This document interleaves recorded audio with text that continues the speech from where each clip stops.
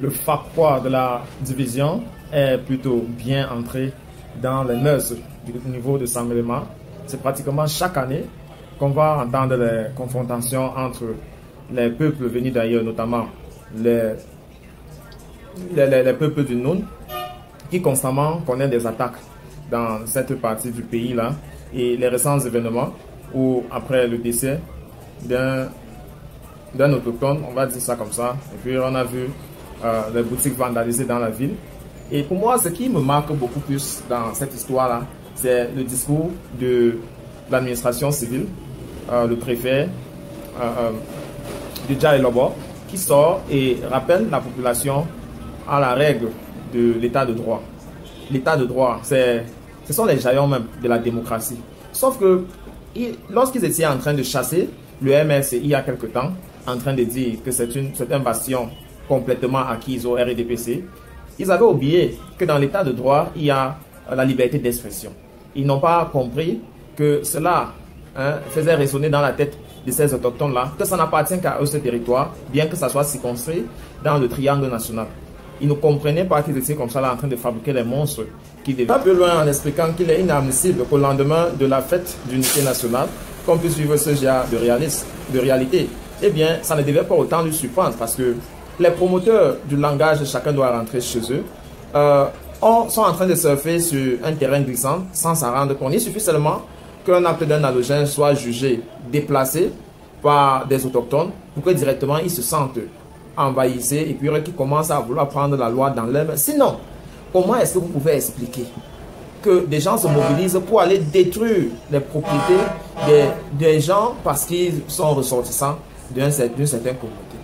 Je pense à la réunion conjointe qui a eu lieu entre le ministre de l'administration territoriale, Paul Atangandji, celui de la communication, René Emmanuel Sadi, et leurs homologues et grands frères, le président de la commission du bilinguisme et du multiculturalisme, le professeur Mafani Moussongue, devrait rapidement se pencher sur ce dossier-là parce qu'elle répond directement à leurs mots d'ordre, leurs avertissements qui sont conduits avant le 20 mai. Lorsqu'ils sont sortis en disant qu'après la sensibilisation, l'éducation, ils devaient passer à la représailles. Voilà un message direct que la population de Saint-Mélément leur adresse. On n'a pas entendu ce que vous avez dit, que votre message vient un peu plus tard, que le trouble vient de notre camp.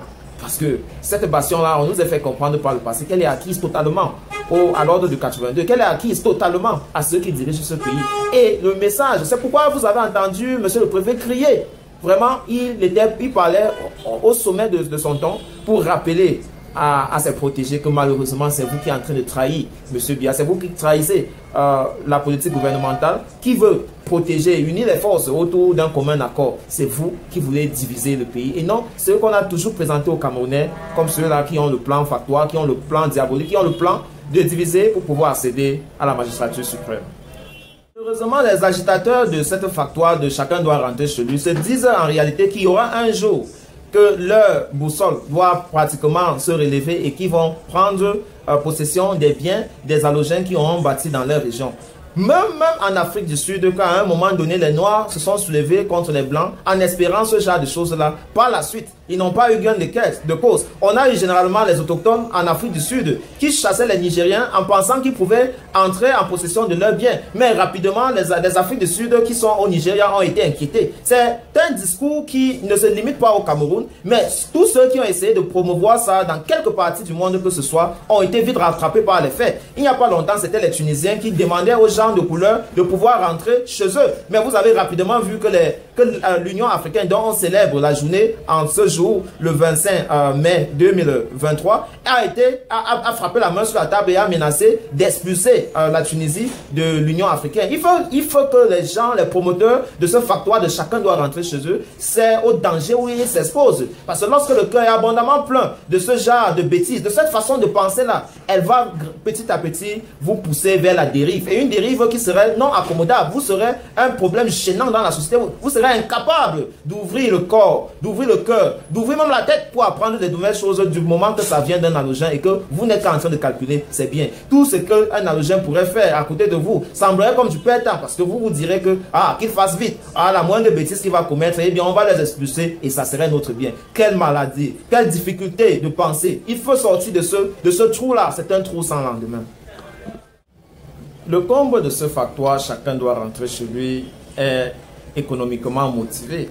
Les autochtones, pour la plupart qui se sentent menacés, pensent tout simplement que l'investissement des allogènes qui sont dans leur territoire leur appartiendrait une fois que ceux derniers-là seront partis. C'est pourquoi à chaque erreur des allogènes qui sont dans leur territoire, eh bien, ils se disent que voilà enfin la solution miracle qui peut leur permettre à pouvoir avoir leur gagne-pain, à pouvoir augmenter et arrondir leur fin du mois. Sinon, comprendre que à peine un tort constaté dans une communauté, que les autochtones se disent tout simplement que c'est vers la boutique des allogènes qui vont aller se ravitailler pour cette journée-là. Et donc, certains vont même rester naturellement et prier qu'un allogène puisse commettre un tort pour que directement on convoque la factoire de chacun doit rentrer chez lui. C'est une politique vraiment qui fait dormir les autochtones. C'est une politique qui pousse la haine dans la société. C'est une politique qui affaiblit la jeunesse qui est toujours en proie de manipulation parce que celle-là est économiquement défaillante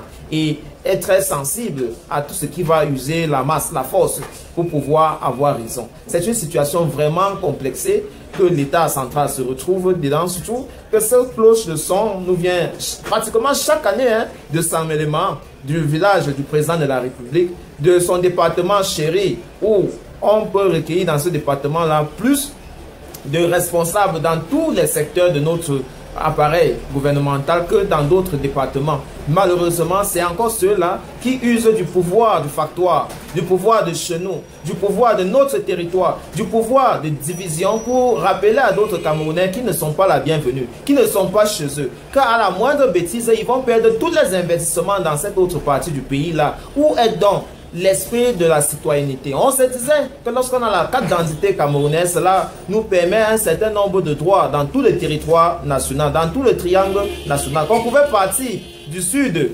vers le grand nord ou alors qu'on pouvait partir de l'ouest vers le grand est en étant paisiblement protégé par la loi camerounaise. Mais en convoquant et en voyant les événements de San Mélément, on est loin de s'imaginer qu'on est véritablement en paix lorsqu'on est parti de son village natal, que lorsqu'on part de son département, que lorsqu'on part de sa région, on cesse finalement d'être Camerounais. On devient pratiquement Camerounais à part entière, de telle en sorte que si quelque chose nous arrive dans une autre partie du pays, forcément on peut même finalement se plaindre à soi-même en disant que qu'est-ce que je recherchais même d'abord ici? Non, on ne peut pas développer un pays avec ce sentiment-là.